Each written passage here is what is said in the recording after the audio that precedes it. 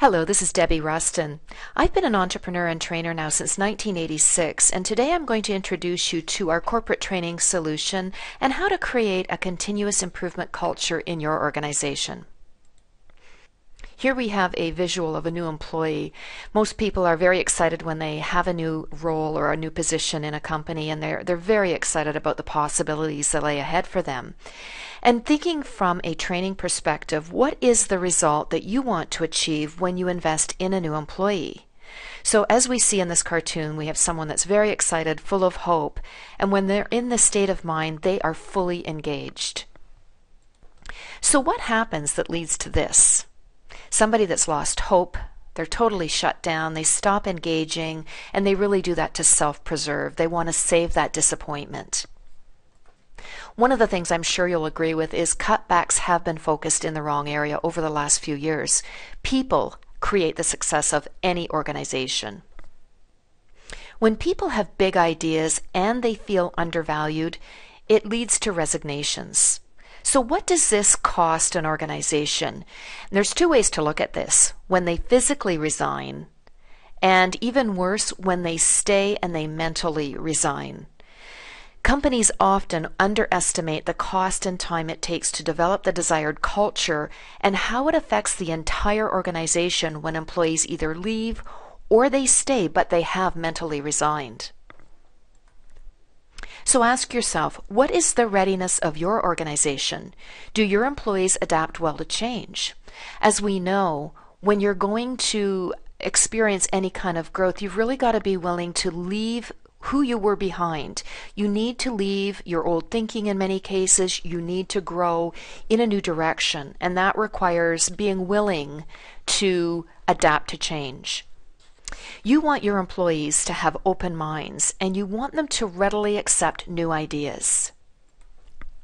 I'm sure you'll agree that motivation is great, but we've all experienced that time where we have had an external force motivate us, and as you know, it does wear off. The real key to success is to develop self-motivated people. The good news is leadership can be built. Forward-thinking companies can create an innovative CI culture. And when this culture is developed, employees feel valued. They take personal responsibility. They work together rather than compete. And as we see in this example, it almost creates a new third mind to create that end result. New ideas are formed, and it's a very supportive work environment. I love this visual about eliminating ego-driven employees and developing more of a knowledge-driven employee. And as Einstein says here, the more the knowledge, the lesser the ego. Lesser the knowledge, more the ego. Have you experienced this in your workforce where your employees are coming more from an ego-driven standpoint and devaluing other employees within the organization? Are you struggling with performance appraisals? Is this the typical rating system you have in your organization currently, where the supervisor is on one side of the desk perhaps during those performance appraisals with the employee on the other side feeling very intimidated, not really feeling a part of the appraisal, really looking at what kind of rating are they going to get and not feeling valued and able to share in that assessment model? It becomes very intimidating in this type of an assessment model. Here we have a totally different scenario.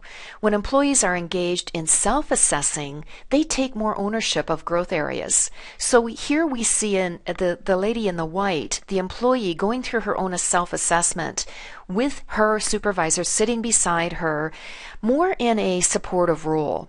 When you have this kind of a situation, HR can then support, which creates happier, more fulfilled employees that are really living into more of their potential and providing more value to the organization. We know that engaged workers give 57% more effort and are 87% less likely to resign. What would this mean to your ROI? We know that happy, engaged employees improve the company culture and assist with that onboarding process. So creating a CI culture starts with the onboarding process and then going through an honest self-appraisal, and it continues right into these performance appraisals to really accurately measure the individual's growth and areas that they want to improve upon. And it's often a real eye-opener at that assessment time when they self-assess and they realize how they've grown and they can identify in the areas that they want to improve upon. As we saw, engaged employees give 57% more effort. So look at some of these areas and how would this improve your company's bottom line? We have the training solution for you to achieve operational excellence. Now take a look at this graph, and you may want to pause the screen for a moment. What would these type of improvements mean to your organization? Calculate the ROI for yourself. So look at these different areas. We've got direction, we've got judgment, commitment, confidence, self-esteem. Go through these different categories.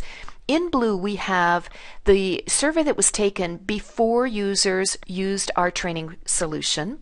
And then in the green, you can see the growth that was experienced after they self-assessed these particular areas to look at what kind of growth they had experienced. Imagine what a 40 to 50% increase in these areas would mean to your workforce. Details, contact me, Debbie Rustin. You can either email me at the email address on the screen or call me at either of the numbers that you see here. I look forward to speaking with you.